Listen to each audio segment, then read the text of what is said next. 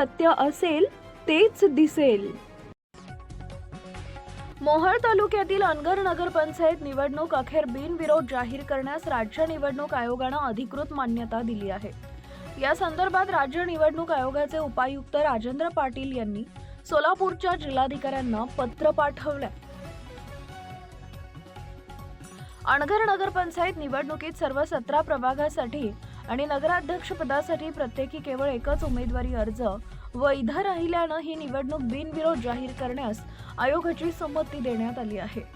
रविवारी सकाळी निवडणूक निर्णय अधिकारी तथा तहसीलदार सचिन मुळीक हे अनगर नगरपंचायतीची निवडणूक बिनविरोध झाल्याची अधिकृत घोषणा करणार आहेत। त्यानंतर सर्व विजयी उमेदवारांना निवडणूक निर्णय अधिकाऱ्यांच्या हस्ते विजयाचं प्रमाणपत्र देण्यात येणार आहे। विशेष म्हणजे अनगर नगरपंचायतीतील सर्व 17 प्रभागावर आणि नगराध्यक्ष पदावर भाजपचे उमेदवार बिनविरोध विजयी झाले। नगराध्यक्ष पदासाठी भाजपकडून प्राजक्ता पाटील या उमेदवार होत्या। स्थापनेनंतर अनगर नगरपंचायतीची ही पहिलीच निवडणूक होती।